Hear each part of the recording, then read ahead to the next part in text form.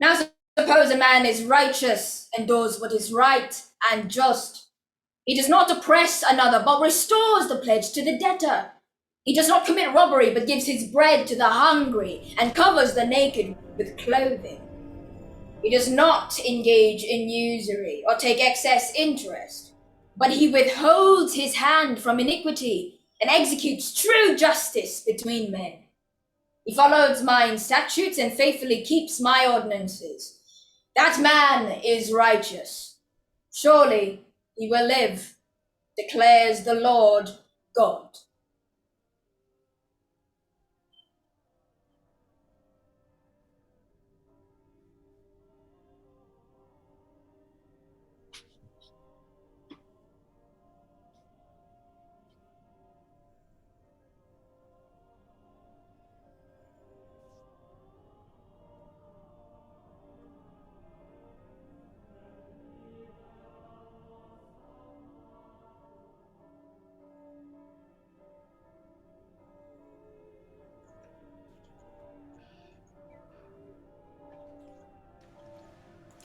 In truth, I know not why I am so sad.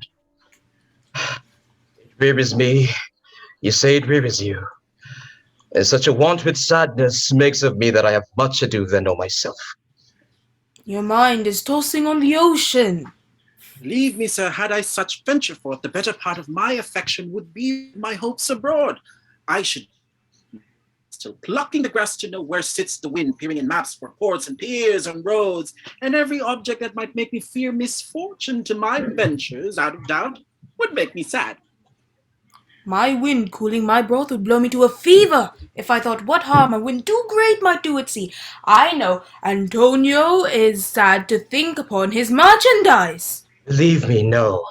My merchandise makes me not sad. Why? Then you're in love! Bye. Not in love either? Then let us say you are sad because you are not merry? Oh, here comes my Lord Bassanio! Good morrow, my good lord. Good signor, when shall we laugh? We shall make our lieges to fit in with yours. Bassanio. Signor?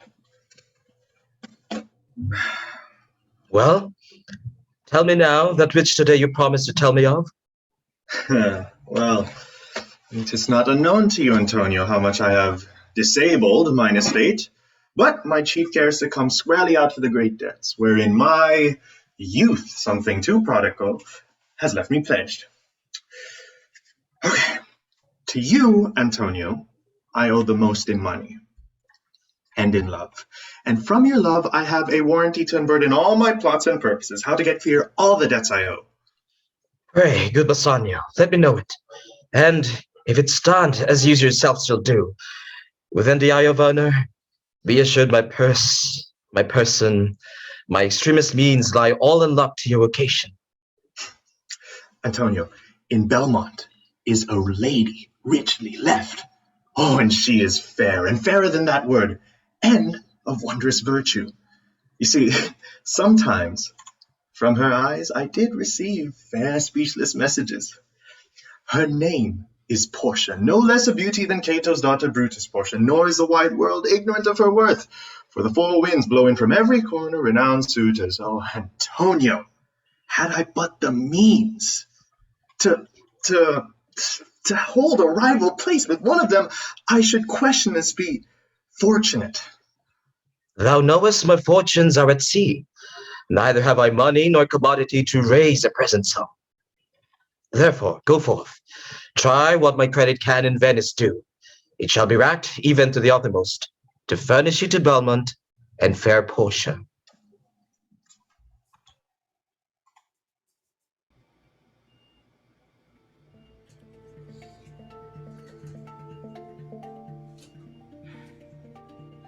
I swear to you, Nerissa, I am more weary of this great world.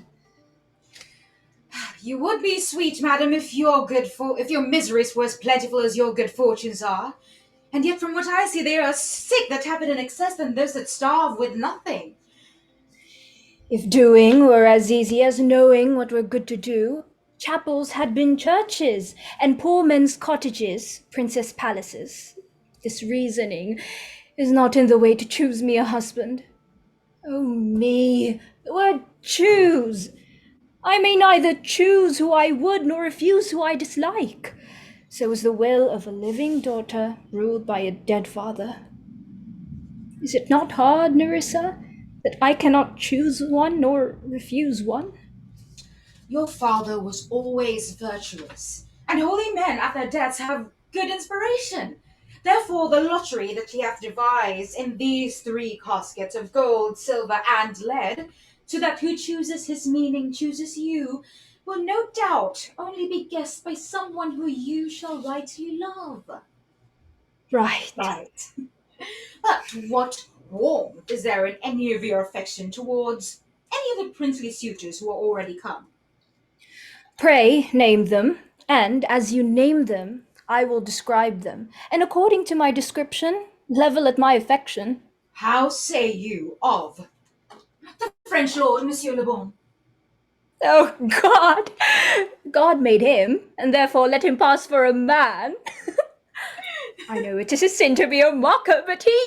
No, what say you to Falconbridge, the young Baron of England? How oddly he's suited! And the Duke of Saxony's nephew?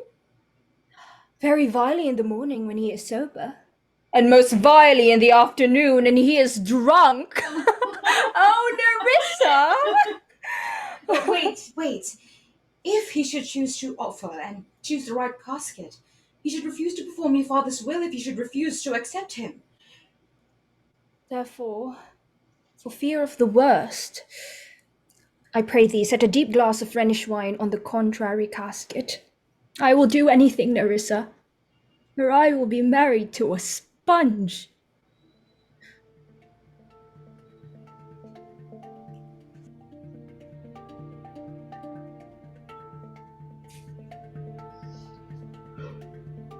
$3,000 ducats. Well, Aye, sir, for 3 months. 3 months. Well, And for which, as I told you, Antonio shall be bound.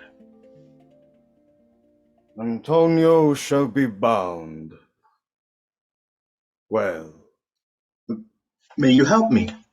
Will you pleasure me, should I know your answer? 3,000 ducats for 3 months, and Antonio bound.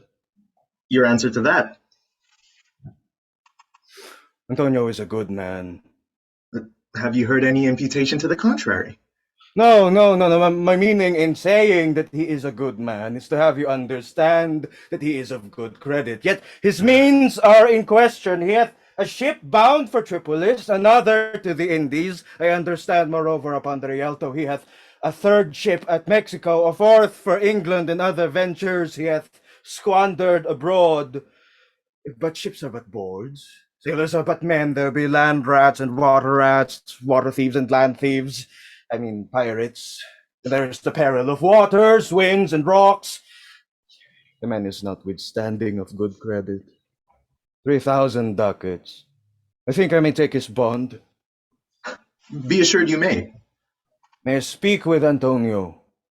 Well, if it please you, dine with us. Yes, to smell pork, to eat of the habitation which your prophet the Nazarite conjured the devil into. I will buy with you, sell with you, walk with you, talk with you, and so following. But I will not eat with you, nor drink with you, nor pray with you. Who is he that comes here?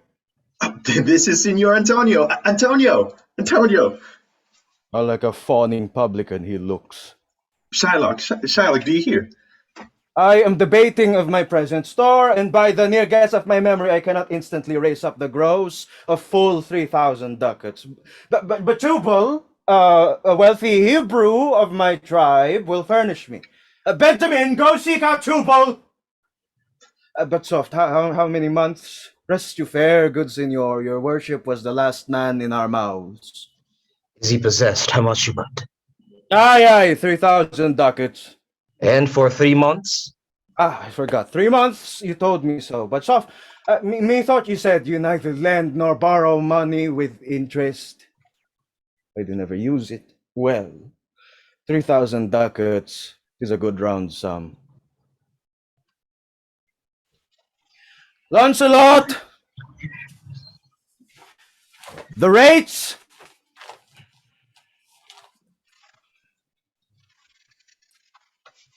3 months from 12. Let me see the rates.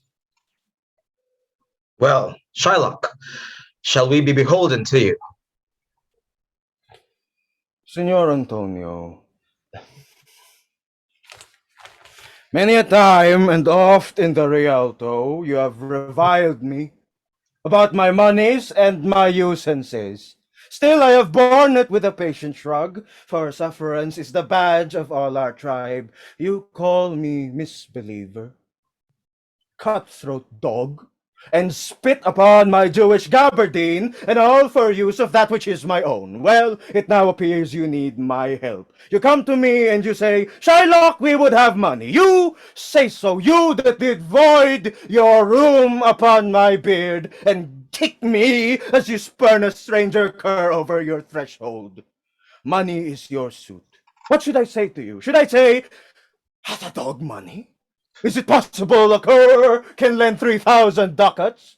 Or shall I bend low and in a slavish voice, with bated breath and whispering humbleness say this? Fair sir, you spat on me on Wednesday last. You spurned me such a day. Another time you called me dog. For these courtesies I lend you thus much money. It's like to call you so again, to spit on you again, to spurn you to. If you would lend this money, lend it not unto your friends. For when did friendship take a breed for barren metal from his friends? Lend it rather to your enemy, who, if he break, you may with better face exact a penalty. Ay, look how you storm. I would be friends with you and have your love. Forget the stains that you have shamed me with. Supply your present wants and take not a drop of interest for my monies. And you'll not hear me. This is kind I offer. This is kindness. No, this kindness I will show. Go with me to a notary and seal me there your single bond, and in a merry sport, if you repay me not, in such a place, in such a sum where sums are as expressed in the condition, let the forfeit be nominated for an equal pound of your fair flesh, to be cut off and taken in what part of your body pleaseth me.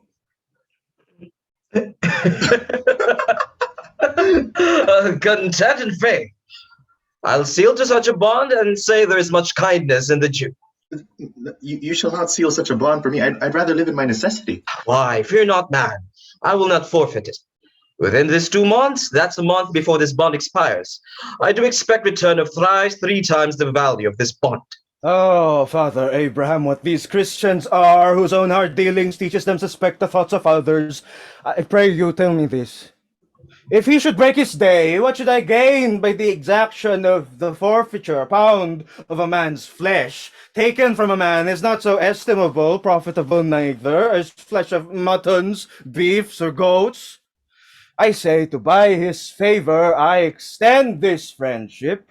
If you will take it, so. If not, adieu. And for my love, I pray you wrong me not. Shylock, I will seal unto this bond.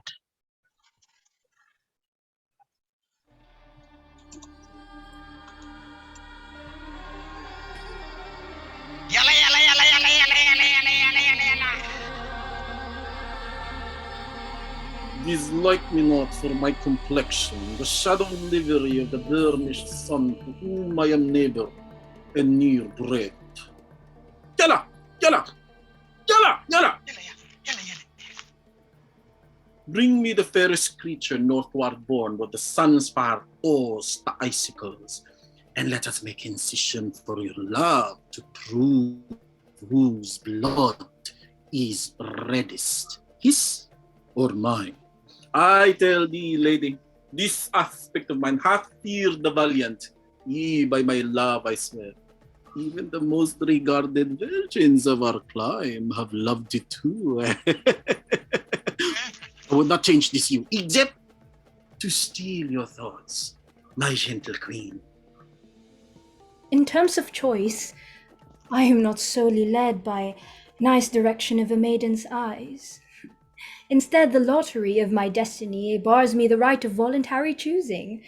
But if my father had not restrained me and hedged me by his wit to yield myself as wife to him who wins me, by that means, I told you, yourself, renowned prince, then stood as fair as any comma I have looked on yet for my affection. And even for that, I thank you. Therefore, I pray you, now, lead me to my casket so I can try my fortune. Yeah?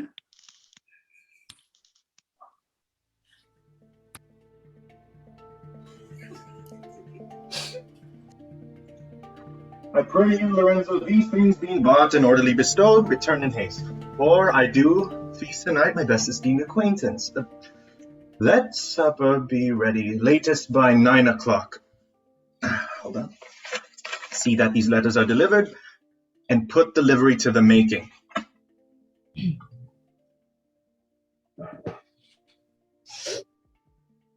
Certainly, my conscience would forbid me to run from this Jew, my master. Oh! I pray you, which way to the Master Jews?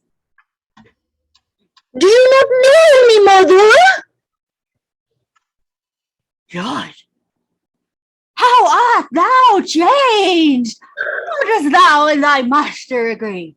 I brought him a present. Banished in a service, mother, I am glad you've come. Give your present to one Master Bassanio, who indeed gives rare new liveries.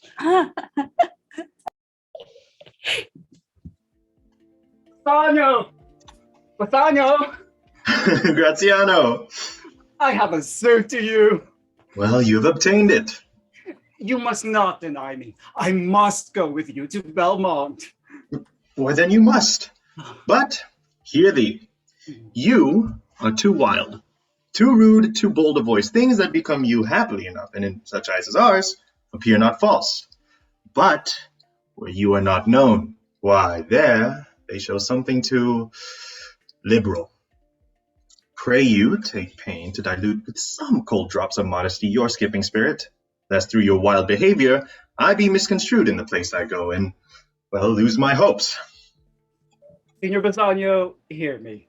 If I do not put on a sober suit, talk with respect, and swear but now and then, look demurely, nay more while grace is saying, with mine eyes thus with my hat, and sigh and say amen, never trust me more. Well, we shall see your bearing. Nay, but I bar tonight. You shall not gauge me by what I do tonight.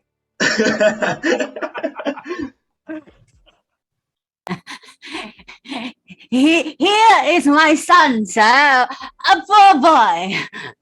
Not a poor boy, sir, but the rich Jewish man that would, sir, as my mother. He hath a great infection, sir, as one would say, to serve. Indeed, sir. The short and the long is, I serve the Jew, and have a desire as my mother. Specify. To be brief, the very truth is, my mother, being an old woman, shall fruitify.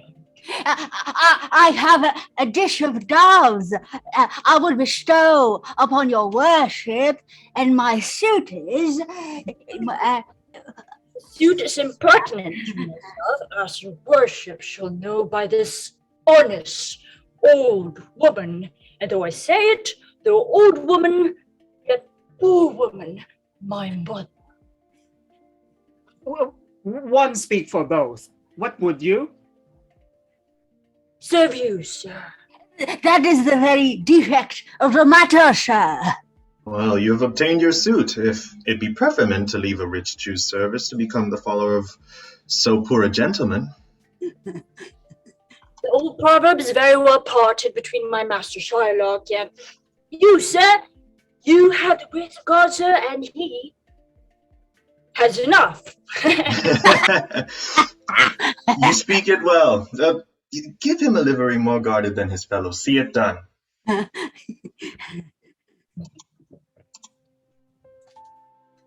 Lancelot.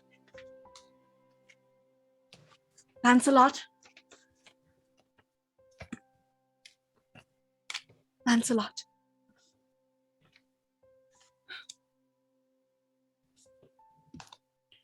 Lancelot. I'm sorry he will leave my father so. Our house is hell, and you, a merry devil, did rob it of some taste of tediousness. And Lancelot, soon at supper shall you see Lorenzo, who is thy new master's guest. Give him this letter. Do it secretly. And so farewell. I would not have my father see me speak with thee. Adieu. Tears exhibit my tongue. Most beautiful pagan, most sweet Jew.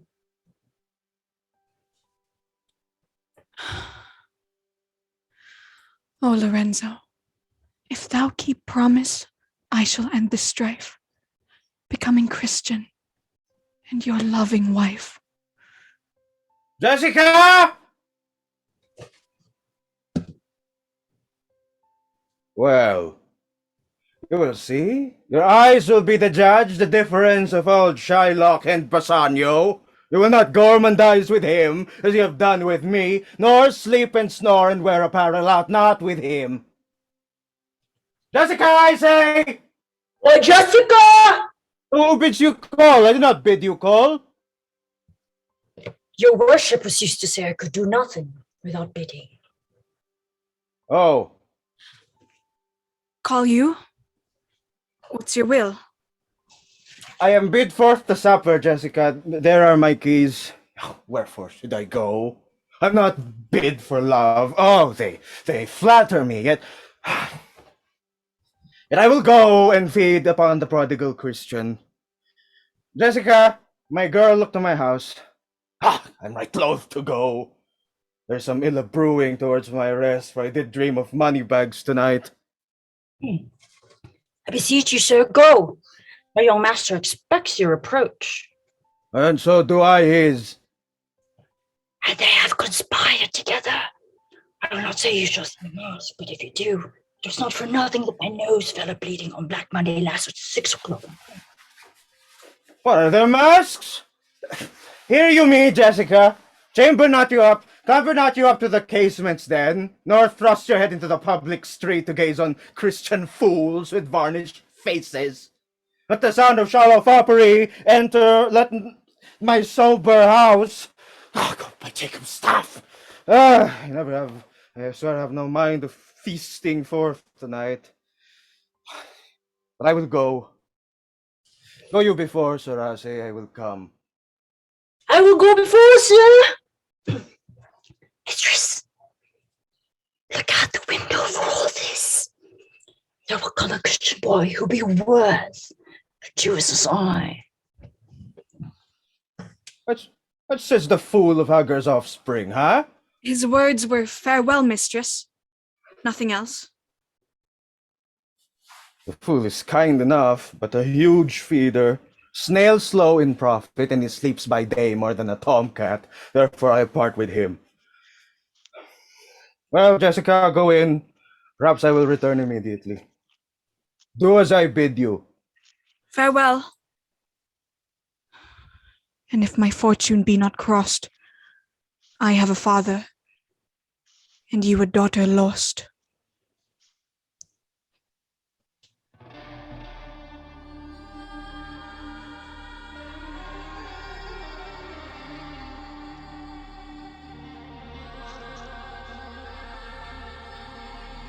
How do I know if I do choose the right? The one of them contains my picture, Prince. If you choose that, then I am yours withal. Sun God direct me judgment. Let me see.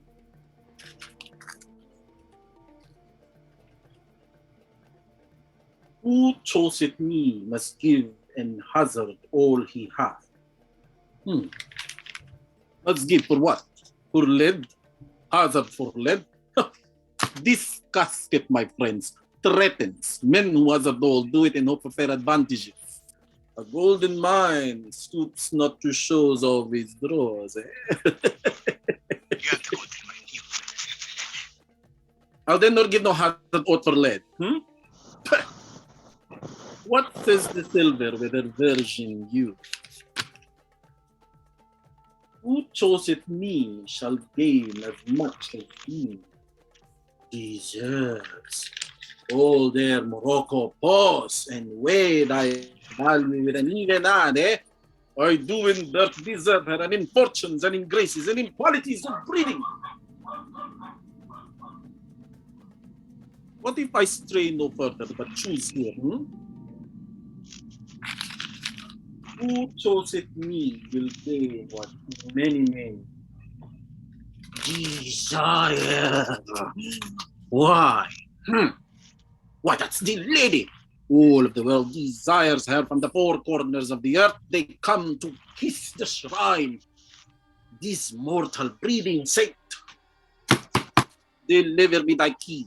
Here do I choose and thrive as I may. There, take it, prince. And if my form lie there, I am yours.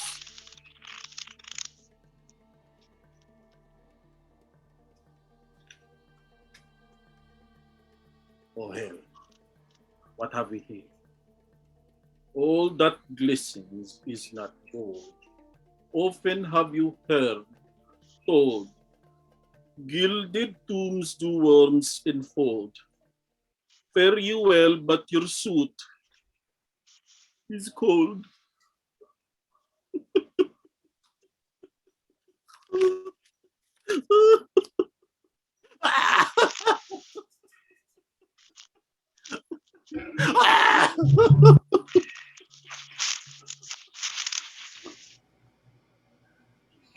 Cheers, everyone!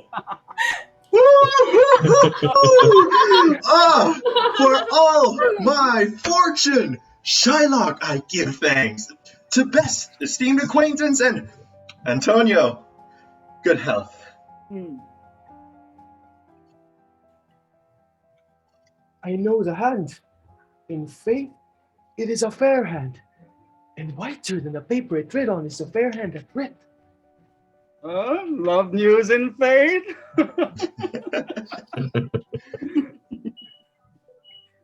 Tonight.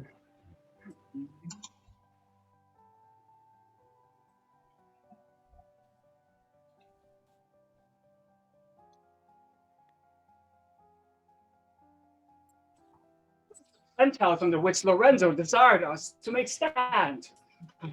His hour is almost past. And it is marvel. He outstays his hours, for lovers always run before the clock. That ever holds. Who rises from a feast with that keen appetite, then sits down? My friends, your patience for my delay. Ho! Who's within? Who are you? Tell me for more certainty. Albeit I swear that I do know your tongue. Lorenzo and thy love. Lorenzo, certain. And my love indeed for who I love so much. And now who knows but you, Lorenzo, whether I am yours? Heaven and thy thoughts are witness that thou art. Here, catch this casket. No! Oh! It is worth the pains.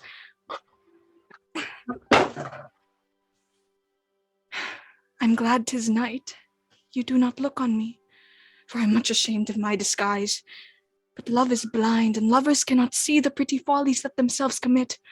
For if they could, Cupid himself would blush to see me thus transformed into a boy. No, descend, for you must be my torchbearer. Why, 'tis an office of discovery, love, and I should be obscured. So are you sweet, even in the lovely garnish of a boy. But come at once, for the closed night doth play the runaway. I will gild myself with some more ducats and be with you straight. Oh, content me, but I love her heartily, for she is wise, if I can judge of her, and fair she is. That mine eyes be true, and true she is, as she hath proved herself, and therefore, like herself, wise, fair, and true, shall she be placed in my constant soul. No! No!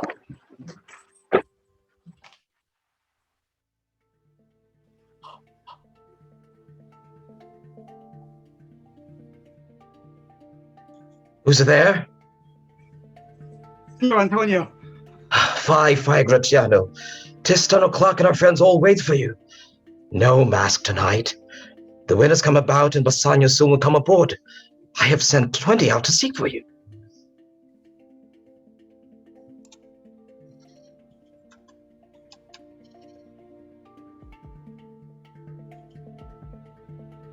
Jessica! Jessica! Jessica! Antonio, I'll make some speed on my return. Not business for my sake, but stay the very ripening of the time. And for the Jew's bond that he has of thee, let it not enter your mind of love.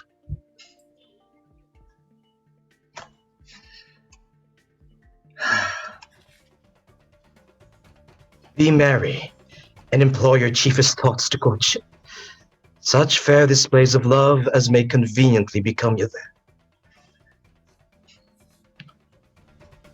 Avanti! Avanti, avanti!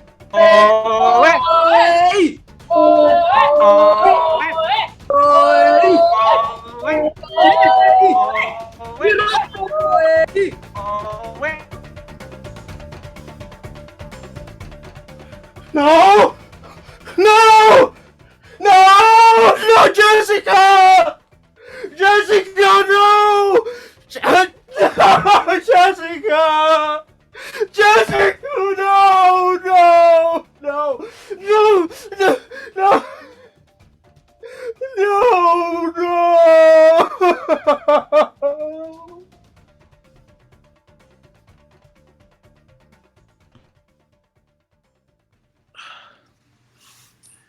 I've never heard a passion so confused, so strange, outrageous, and so variable as the dog Jew did utter in the streets.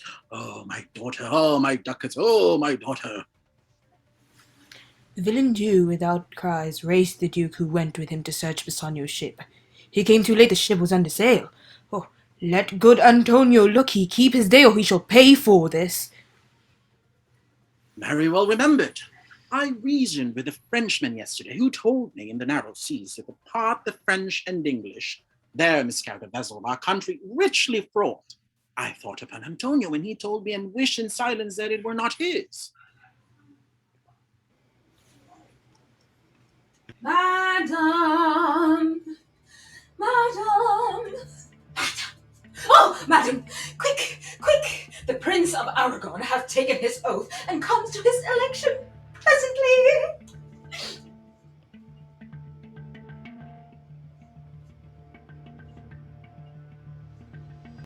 Musica.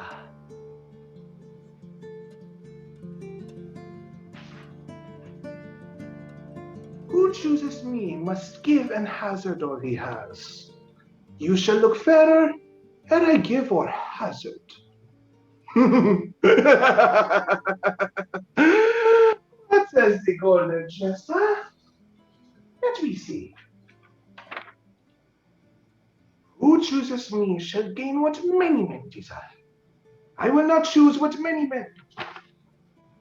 I will not choose what many men desire, because I will not jump with common spirit and rank me with barbarous multitude.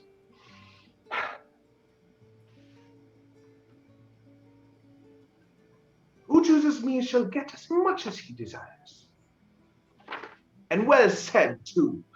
I will assume desert. Give me a key for this, and instantly unlock my fortunes here.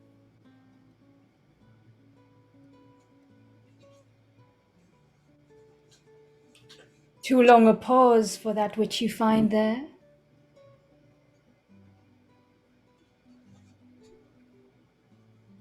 What's here? The portrait of a blinking idiot presenting me a schedule? Did I deserve no more than a fool's head? Is that my prize? Are my deserts no better than this? To offend and judge are distinct offices and of opposite natures. With one fool's head I came to rule, yet I come away with two.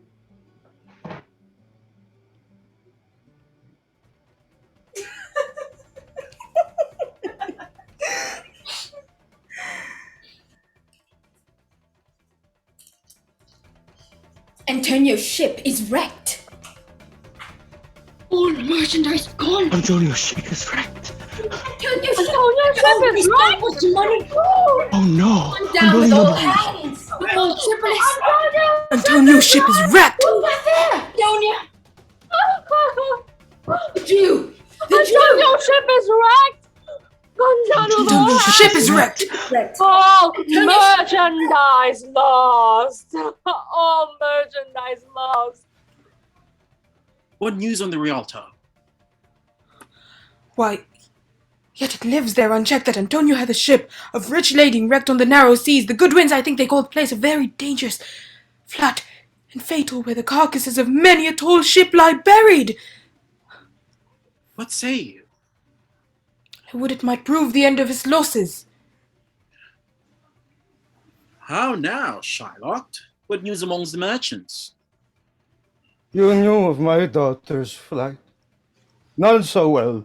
Done so well as you. And Shylock, for his own part, knew the bird was fledged, and then it is a complexion of them all to leave the dam. She be damned for it! Tell us, do you hear whether Antonio have had any loss at sea or no? Let him look to his pond. He was wont to call me usurer. Let him look to his pond. He was wont to lend money for Christian courtesy. Let him look to his pond. I'm sure if he forfeit, you'll not take his flesh. What's that good for? To bait fish withal. If it will feed nothing else, it will feed my revenge. He hath disgraced me. It hindered me 500,000. Laughed at my losses, mocked at my gains, scorned my nation, thwarted my bargains, scorned my friends, hated my enemies, and what's his reason? I am a Jew! Not a Jew eyes, not a Jew hands, organs, dimensions, senses, affections, passions.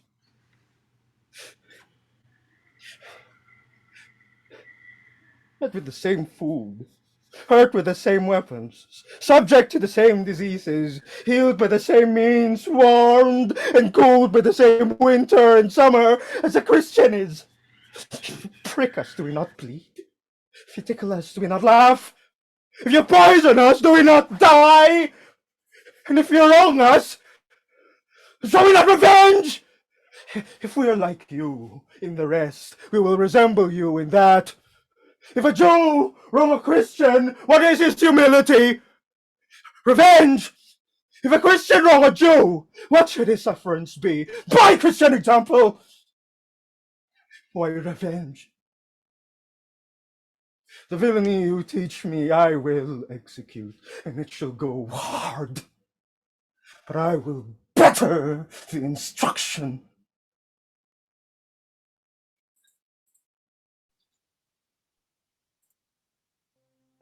Antonio is at his house. We should speak with him.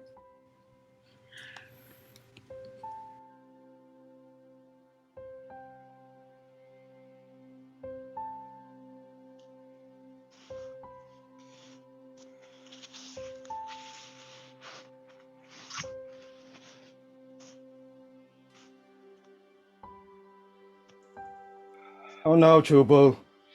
What news from Genoa? Have we found my daughter? I often came where I did hear of her, but cannot find her. Why? There, a diamond gone. Cost me 2,000 ducats in Frankfurt. The curse never fell upon our nation till now. I never felt it. Till now. I would my daughter were dead at my foot and a jewel in her ear. No news. No news of them.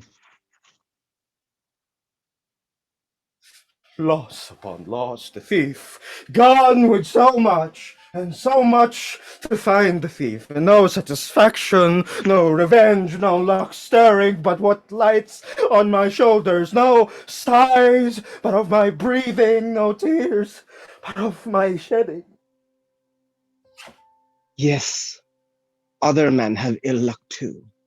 Antonio, as I heard, in Genoa. Ill luck? What ill luck? There's a ship wrecked coming from Tripolis. Oh, I thank God. I thank God. Oh. Heard you in Genoa what? Your daughter, spent in Genoa, as I heard. One night, 4 ducats. Oh, you stick a dagger in me. I shall never see my gold again. 4 ducats. A sitting! 4 ducats! There came various of Antonio's creditors in my company to Venice. That's where he cannot choose but break.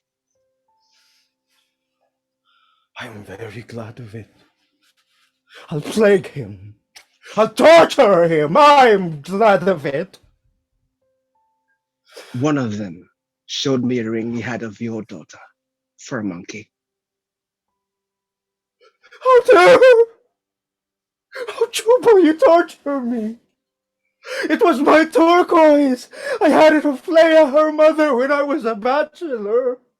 I would not have given it away for a wilderness of monkeys! But Antonio was certainly undone. That is true. Tubal, go find me an officer. Bespeak him a fortnight before. I will have Antonio's heart if he forfeit. Go, Tubal, at our synagogue, good Tubal.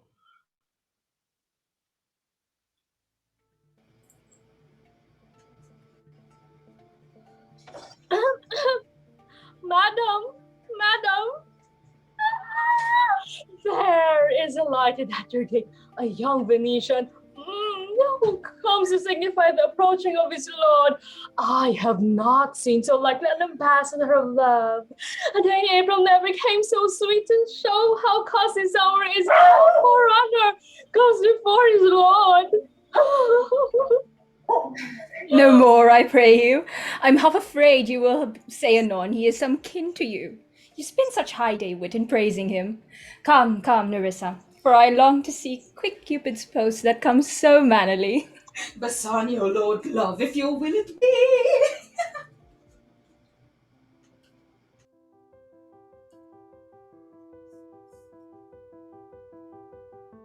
There's something that tells me, but it is not love. I would not lose you. And yourself knows hate counsels not in such a quality. I would detain you here a month or two before you venture for me. I could teach you how to choose right. But then I break my oath. That will I never do. So may you miss me. And if you do, make me wish that sin that I had broke my oath.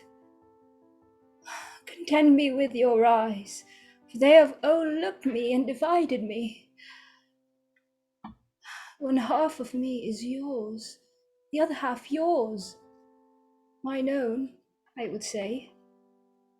But if mine, then yours, and so all yours.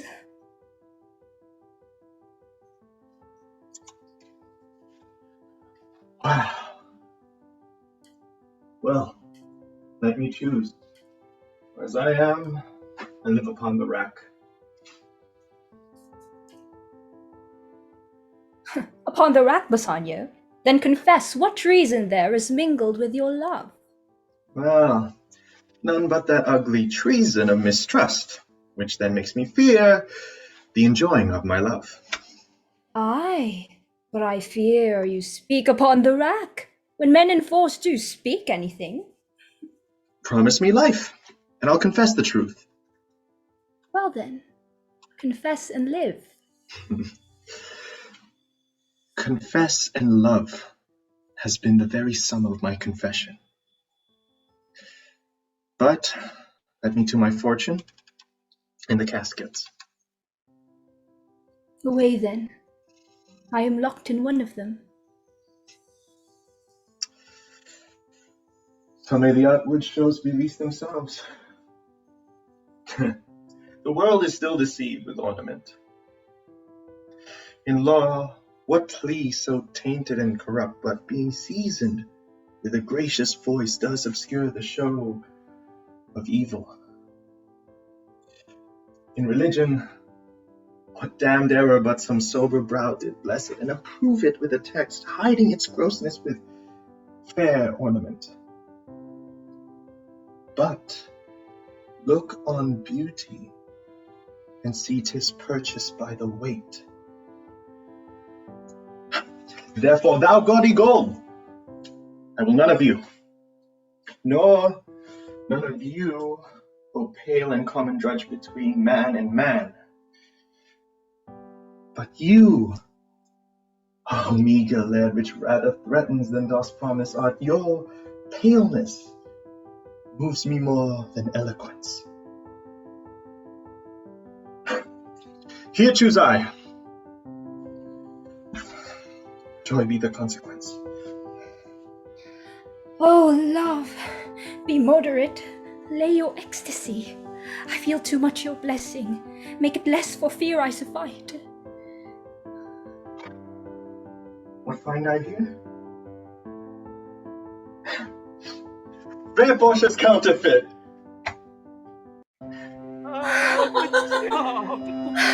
Congratulations! Wonderful. I'm so happy for you. Congratulations. Wonderful. Oh, what demigoddess comes so near creation? Move these eyes, or whether riding on the balls of mine seem they in motion? But her eyes, how could he see to do them? But look how far the substance of my praise does wrong this shadow in underpraising it. So far this shadow doth limp behind the substance. Here's the scroll, the continent and summary of my fortune. You that choose not by the view, chance is fair and choose is true. Since this fortune falls on you, be content and seek no new. If you be well pleased with this, then hold your fortune for your bliss. Turn you where your lady is, and claim her with a loving kiss. A gentle scroll, fair lady, by your leave, I come by note to give.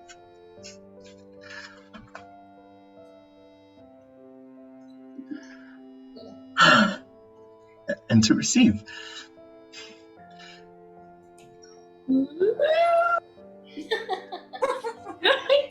Oh, like one of two contending in a prize that thinks he has done well in people's eyes, hearing applause and universal giddy shout in spirit, still gazing in a doubt, as doubtful whether what I see be true, until confirmed, signed, and ratified by you.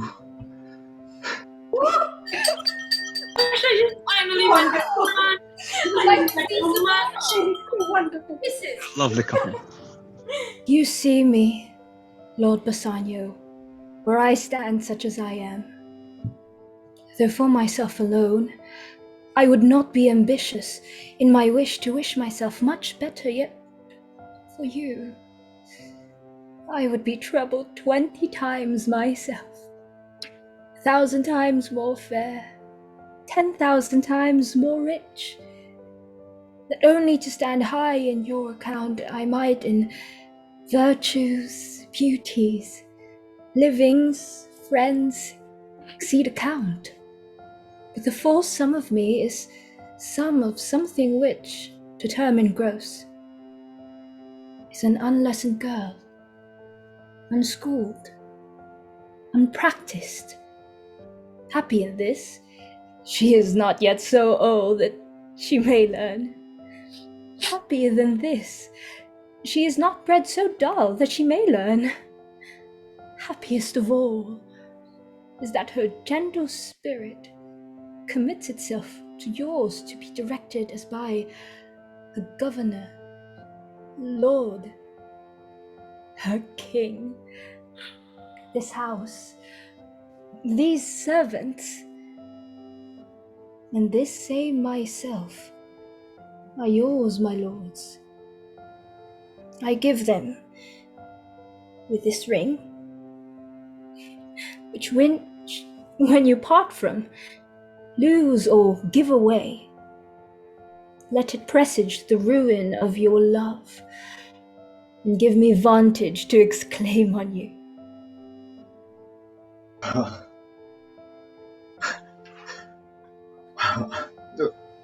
Madam, you've bereft me of all words. Only my blood speaks to you in my veins. There's such confusion in my powers. But when this ring parts from this finger, then parts life from hence. Oh, then be bold to say, Bassanio is dead. Oh, you said. You had nothing rather be dead. My Lord What a lovely Bassanio, couple. my gentle lady, I wish you all the joy that you can wish, and when your honors mean to solemnize the bargain of your faith, I do beseech you, even at that time, that I may be married too. With all my heart, if you can get a wife. I thank you, your lordship. You have got me one. My eyes, my lord, can look as swift as yours. You saw the mistress. I beheld the maid. Is it true, Nerissa? Madam, And do you, Graziano, mean good faith? Yes, faith, my lord. Well, our fee shall be much honored in your marriage. Two weddings, oh happy day, Stay with them. The first boy for 1,000 ducats. what? With stake down? Ooh. Can't let go win with that sport with stake down. Ho there, ho! Funny. Here.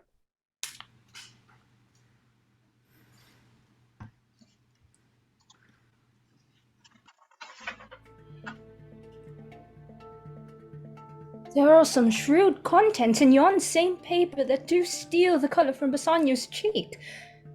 Some dear friend dead, else nothing in the world could turn the constitution of any constant man. But worse and worse.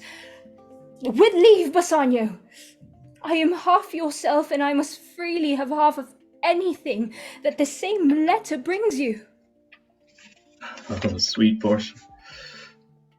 They are a few of the unpleasantest words that have ever blotted paper. Gentle lady, when I did first impart my love to you, I freely told you all the wealth I had ran in my veins. I was a gentleman, and then I told you true, and yet, dear lady, rating myself at nothing, you shall see how much I was a braggart.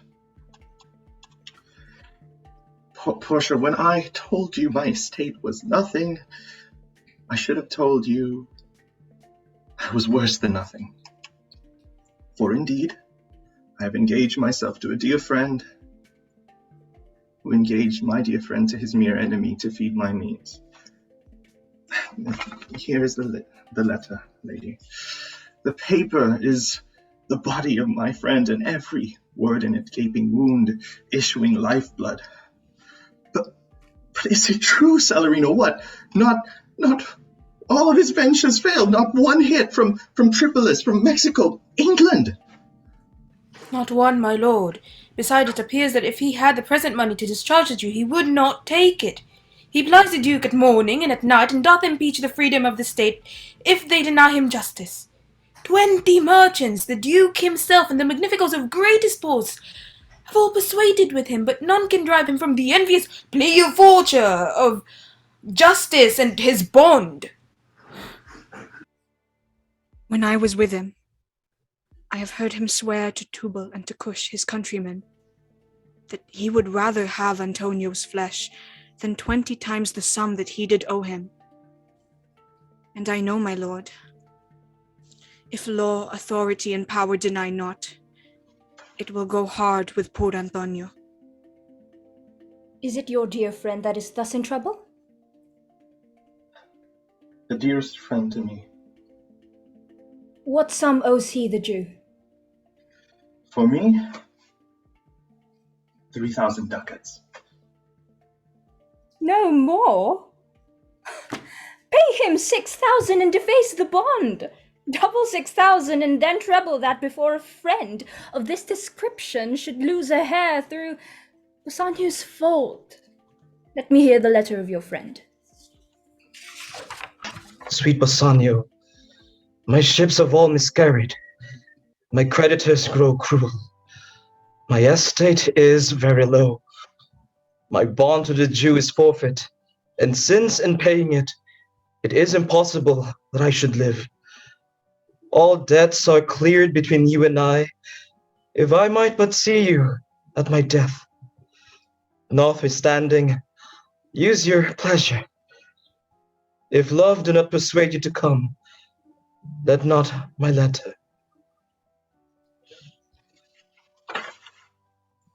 Oh, love! Dispatch all business and be gone. First, go with me to church and call me wife. Then away to Venice to your friend. For never shall you lie by Portia's side with an unquiet soul.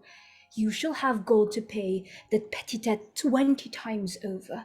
When it is paid, bring your true friend along. Meantime, myself and Nerissa will live as maids and widows. Come, away, for you shall hence upon your wedding day.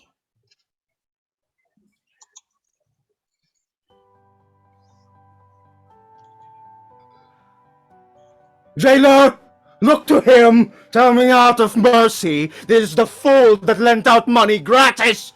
Jailer, look to him! Hear me yet, good Shylock! I'll have my bond! Speak not against my bond! I have sworn an oath that I will have my bond. You called me dog before you had a cause, but since I am a dog, beware my fangs! The Duke will grant me justice. I don't wonder, you wicked jailers! You all know you're so fond to come abroad with him at his request! I pray you, hear me speak! I will have my bond! I will not hear you speak! I'll have my bond! Therefore speak no more! I'll not be made a soft and dull-eyed fool to shake their head, relent, and sigh and yield to Christian intercessors! I'll have no speaking. Follow not. I will have my bond. It is the most impenetrable cat that ever kept with men. Let him alone. I'll follow him no more with ruthless prayers. He seeks my life. His reason well I know. I'm sure the Duke will grant this forfeiture to hold. The Duke cannot deny the course of law. For the commodity that strangers have with us in Venice, if it be denied, will much impeach the justice of the state. Therefore, go. Oh, These griefs and losses have so baited me that I shall hardly find a pound of flesh tomorrow for my bloody creditor. Pray God Bassanio come to see me pay his debt. Did I dare not?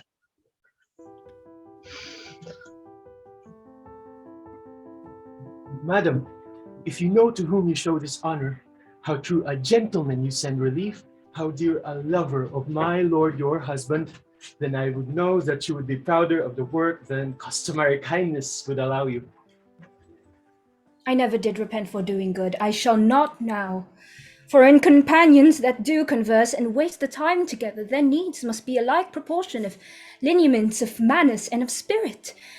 Which makes me think that this Antonio, being the bosom lover of my lord, must needs be like my lord. If it be so, how little is the cost I have bestowed in purchasing the semblance of my soul from out of this state of hellish cruelty. This comes too near the praising of myself, therefore no more of it. Here are the things.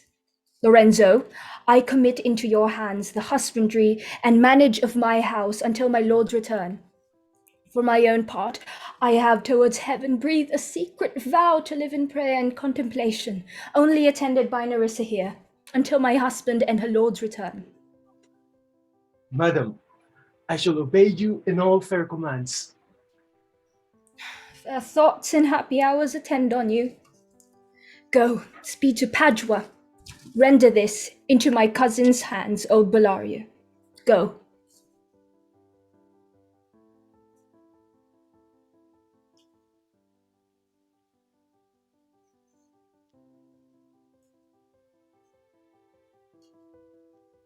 Your grace shall understand that at the receipt of your letter, I am very sick. But in the instant your messenger came, there was with me a young doctor of Rome named Balthazar. He comes at my asking to take my place. I beseech you, let his lack of years be no impediment, for I never knew so young a body with so old a head. I leave him to your gracious acceptance. Is it not so, cousin Bellario?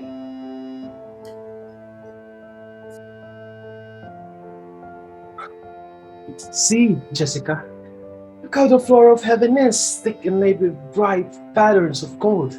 It's not the smallest orb that you behold in its motion like an angel sings. Such harmonies in mortal souls, but whilst this muddy vesture of decay doth grossly close it in, you cannot hear it. I'm never merry when I hear sweet music. The reason is your spirits are attentive. The man that hath no music in himself, nor is not moved with concord of sweet sounds, is fit for treasons, stratagems, and spoils. The motions of his spirit are as dull as night, and his affections are as dark as Erebus. Let no such man be trusted. Mark the music.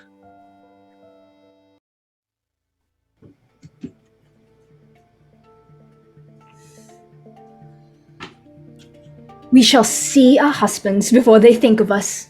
Shall they see us?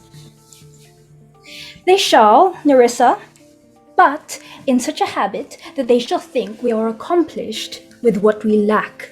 I'll hold you any wager. When we are both accounted like young men, I'll prove the prettier fellow of the two.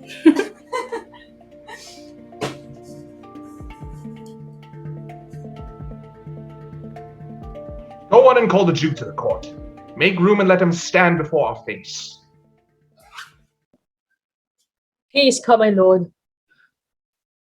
Shylock, the world thinks, and I think so too, that you but lead us this fashion of your malice to the last hour of the act, and then 'tis thought you'll show your mercy and remorse?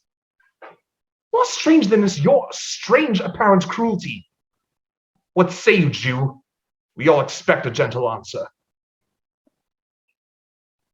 I have informed your grace of what I purpose.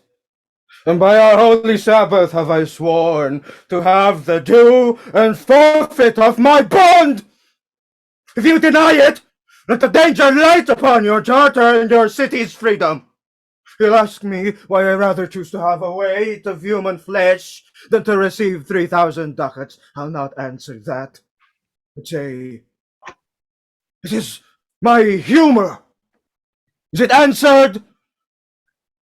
What if my house be troubled by a rat, and I am pleased to give 10,000 ducats to have it killed?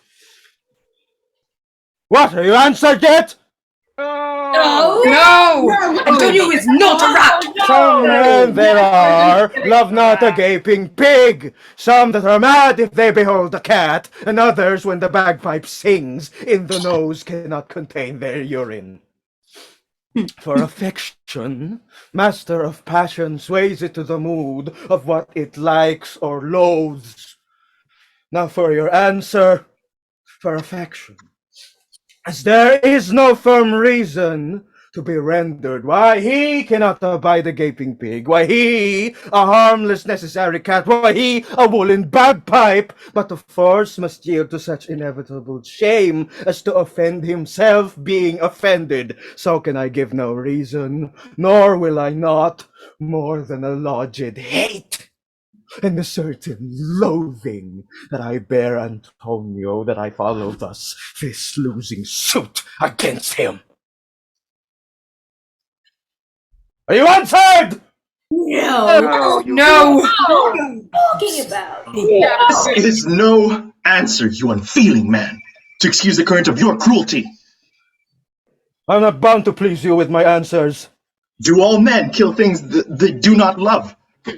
Hates any man the thing he would not kill? Every offense is not a hate at first.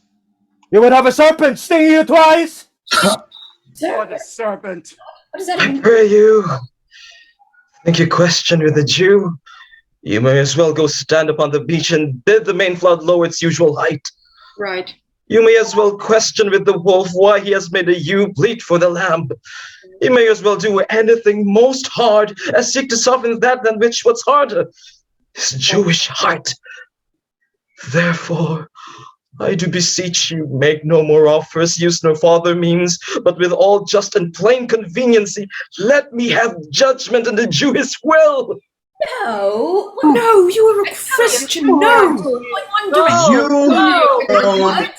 You loaned 3,000 ducats. Here is 6. 6,000 ducats. If every ducat in 6,000 ducats were in 6 parts, and every part a ducat, I would not draw them. I would have my bond. How shall you hope for mercy, giving none? A judgment should I fear doing no wrong. You have among you many a purchased slave, which like your asses and your dogs and mules you use in abject and in slavish parts because you bought them. Shall I say to you, let them be free? Marry them to your heirs. Why sweat they under burdens? Let their beds be made as soft as yours, their palates seasoned with your food. You will answer, the slaves are ours. So do I answer you. The pound of flesh that I demand of him is dearly bought. 'Tis mine. 'Tis mine. 'Tis mine, and I will have it. If you deny me, fie upon your law. There is no force in the decrees of Venice. I stand for judgment. Answer! Shall I have it?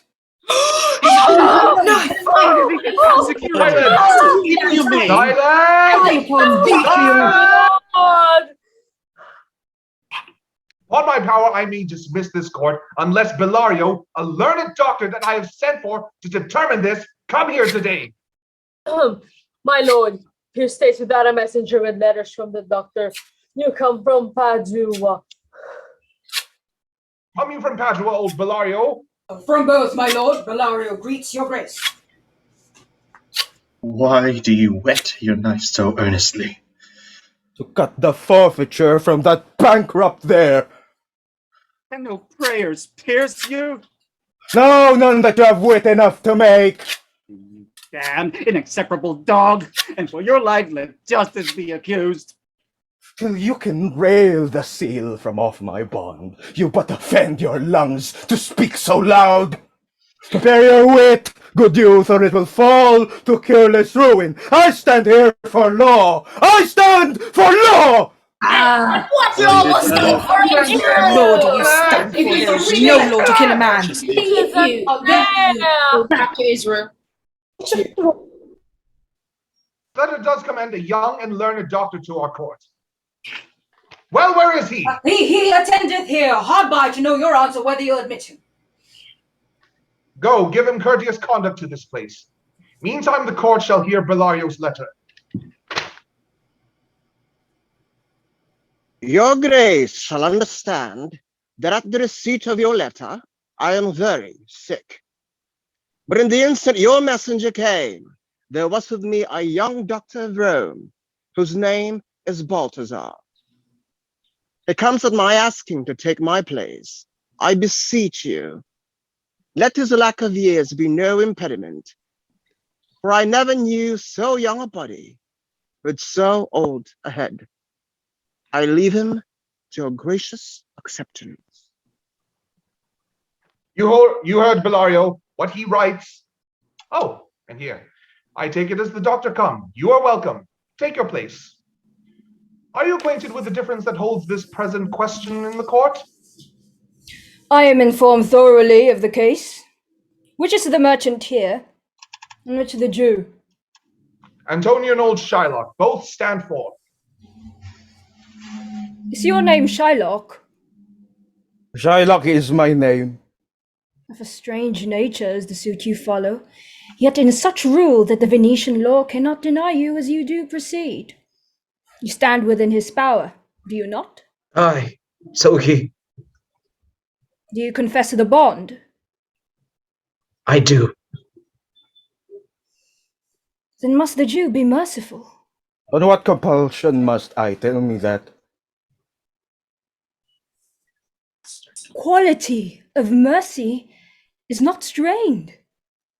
It droppeth as the gentle rain from heaven upon the place beneath. It is twice blessed. It blesseth him that gives, and him that takes. 'Tis mightiest in the mighty. It becomes the throned monarch better than his own crown. His scepter shows the force of temporal power, the attribute to awe and majesty, wherein doth sit the dread and fear of kings. But mercy is above this sceptred sway. It is enthroned in the heart of kings. It is an attribute to God himself. An earthly power doth then show like as gods, when mercy seasons justice. Therefore, Jew, though justice be your plea, consider this, that in the course of justice, none of us shall see salvation. We do pray for mercy, and that same prayer doth teach us all to render the deeds of mercy. I have spoke thus much to mitigate the justice of your plea, which if you follow the strict course of Venice, must needs give sentence against the merchant here. My deeds upon my head. I crave the law, the penalty and forfeit of my bond. Oy vey. Is he not able to discharge the money? Yes, here I tender it for him in court, twice the sum. If that is not enough, I will be bound to pay it 10 times over on forfeit of my hands, my head, my heart. If this is not enough, it must appear that malice bears down on truth. I beseech you, rest once the law to your authority. Do a great right. Do a little wrong and curb this cruel devil of his will. So much money. Must not be. There is no power in Venice can alter a decree established. 'Twill be recorded for a precedent, and many an error of the same example will rush into the state. It cannot be. Well, Your Grace, this cannot be. Daniel, come to judgment, yea! Daniel, oh, wise young judge, how I do honor you! I pray you, let me look upon the bond. Most reverend doctor, here it is.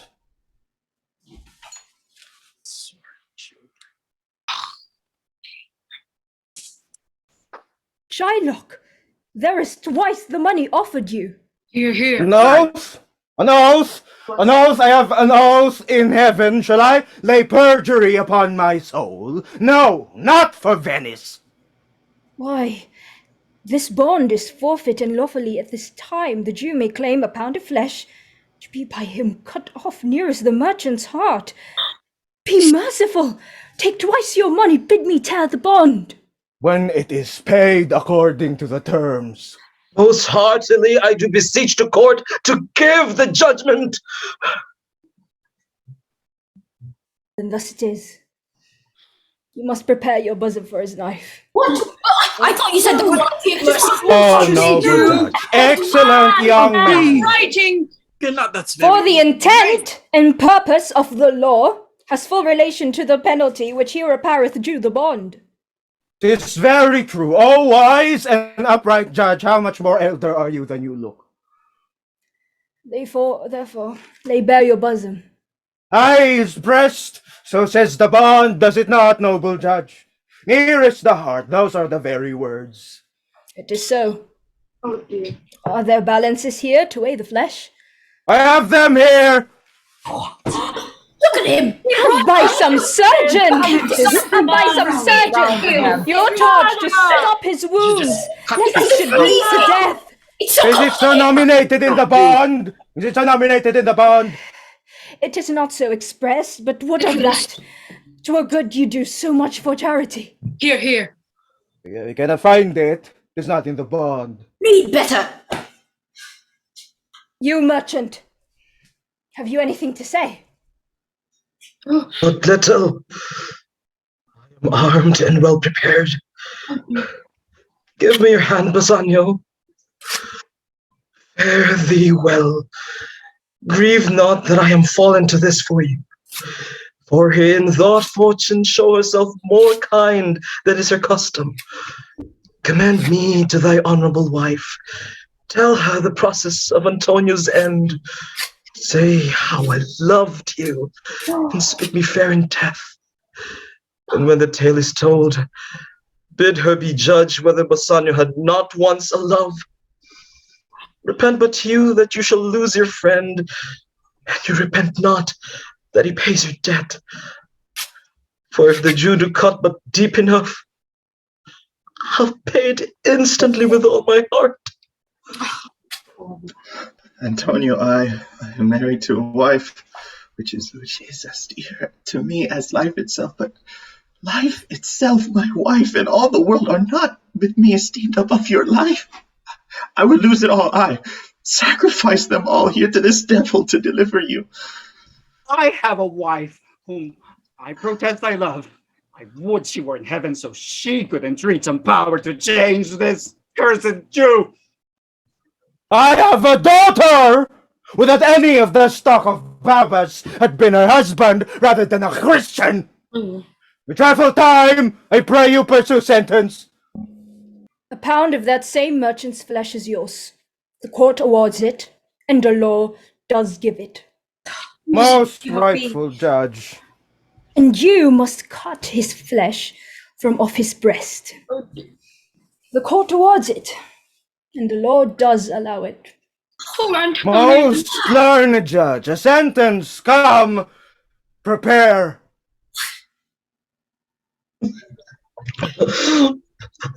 I need to prepare.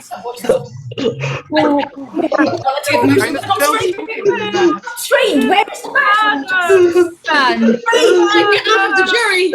I don't wish to see this. He's wearing belts, for God's sake! Tarry a little!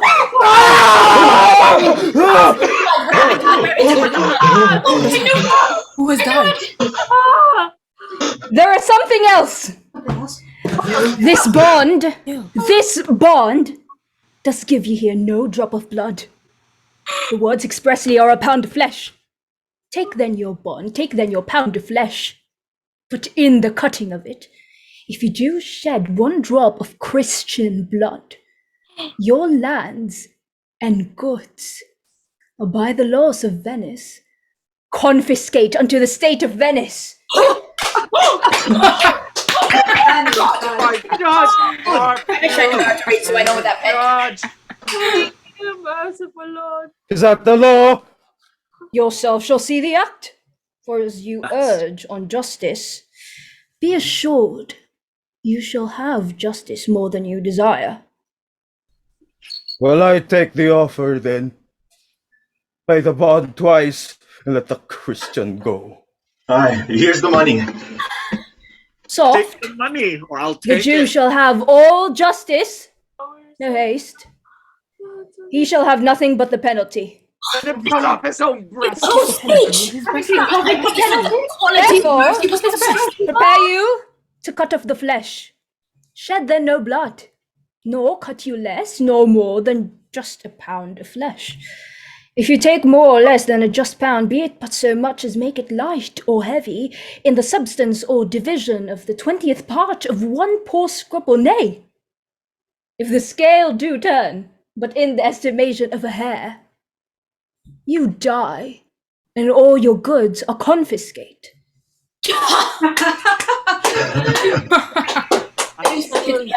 Daniel! Now shall I have you on the hip? Why does the Jew pose?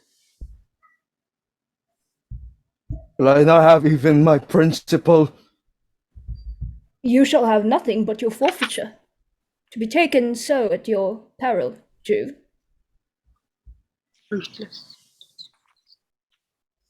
Right then, the devil give him good of it.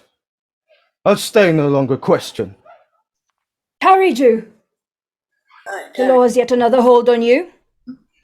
'Tis enacted, the laws of Venice, if it be proved against an alien that by direct or indirect attempts beseek the life of any citizen, the party against which he does contrive shall seize one half of his goods. The other half comes to the privy coffer of the state, and the offender's life lies in the mercy of the Duke only, against all other voice. In which predicament I say you stand. Down, therefore, and beg mercy of the Duke. You hang yourself. Murderous Jew. That you shall see the difference in our spirit. I pardon you your life before you ask it. For half your wealth is Antonio's, the other half shall come to the general state. Nay! Take my life and all, pardon not that! Take my house when you take the prop that doth sustain my house! You take my life when you take the means whereby I live! What mercy can you render him, Antonio? No mercy! Nothing else, for God's sake. So, please, my lord, the Duke and all the court, forgo the fine of one half of his goods. I am content, so he will let me use the other half. In trust, relinquish it upon his death unto the gentleman that lately stole his daughter. Pretty girl. You shall do this, or else I do recant the pardon I late pronounced here. Are you contented, Jew? What do you say? Oh, I am contented. Clerk, prepare a deed of gift. I pray you to give me leave to go from hence. I am not well. I will send the deed after me, and I will sign it. Get you gone then, but do it. Court dismissed. That's also hello. If I were him, I would have just taken the money. Indeed, is it? Bad indeed. It's me, Mario. Oh, its own mercy.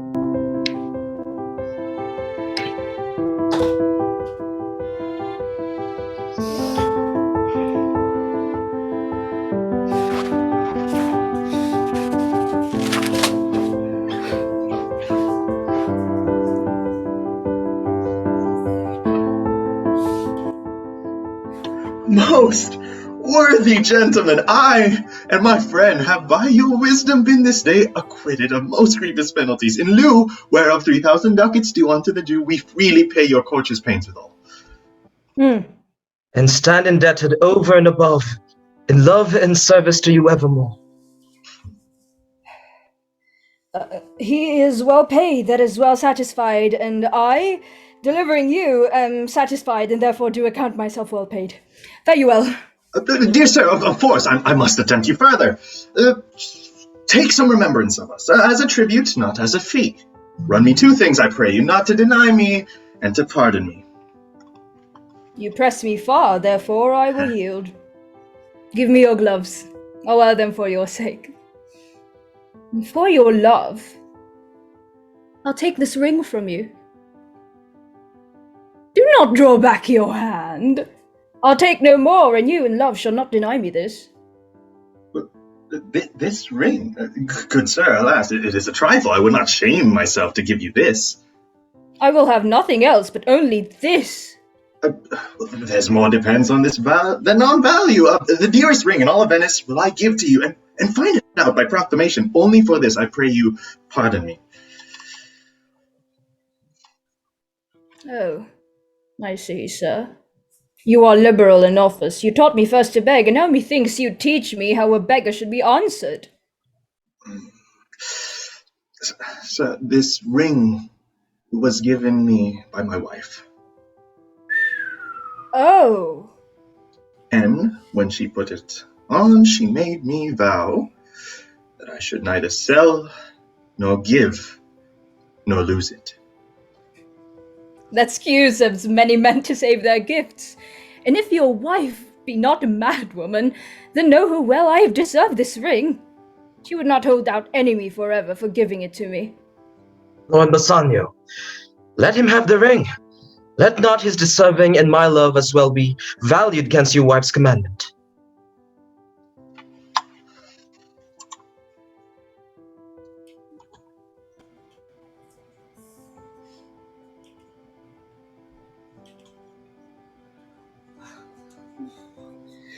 Enquire the Jew's house out. Give him this deed and let him sign it. Oh, my Lord Bassanio, upon more advice, has sent you here this ring. He doesn't treat your company at dinner. It cannot be. His ring I do accept most thankfully. I pray you tell him. Furthermore, I pray you show my youth to old Shylock's house. That I will do.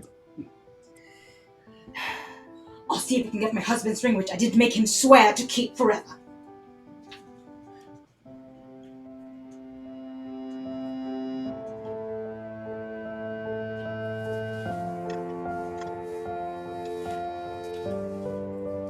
Dear ladies, welcome home.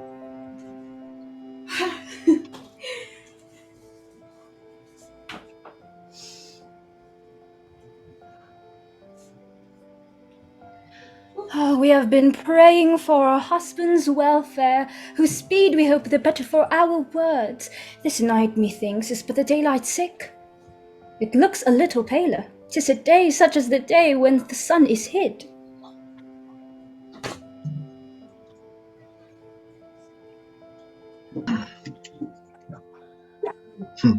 Peace!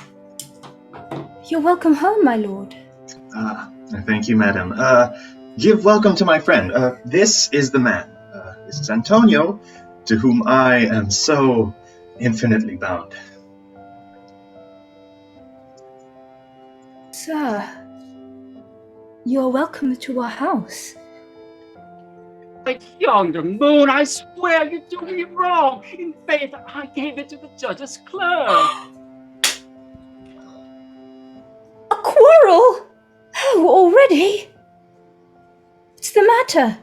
Hoop of gold, a paltry ring that she did give me. You swore to me when I did give it to you that you would wear it till the hour of your death, and that it should lie with you in your grave. Gave it to a judge's clerk. My lord Bassanio gave his ring away.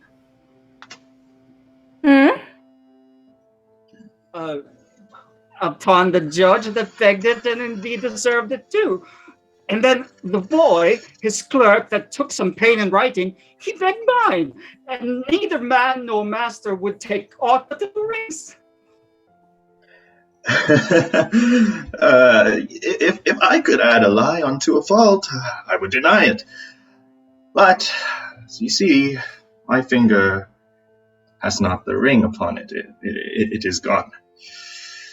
Sweet Portia, if you did know to whom I gave the ring, if you did know for whom I gave the ring, and would conceive for what I gave the ring, and how unwillingly I left the ring when naught would be accepted, but the ring, you would abate the strength of your displeasure. Portia, forgive me this enforced wrong, and in the hearing of these many friends, I swear to you, even by thine own fair eyes, I never more will break an oath with thee. I once did lend my body for his wealth. I dare be bound again, my soul upon the forfeit, that your lord will never more break faith advisedly. Then you shall be his shorty. Give him this? And bid him keep it better than the other. My lord Bassanio, swear to keep this ring. You are all amazed, Bassanio. Here is a letter. It comes from Padua, from old Bellario. There you shall read that Portia was the doctor, Nerissa there her clerk. Lorenzo here shall witness I set forth as soon as you, and only just now returned.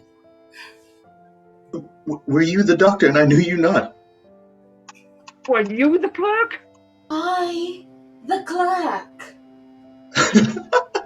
Oh, sweet doctor, my wife. Bassanio, my love. It is almost morning, and yet I am sure you are not satisfied with these events at full. Let us go in, and I will answer all things faithfully. Well, let it be so. Well, I'll fear no other thing so sore as keeping safe Nerissa's ring.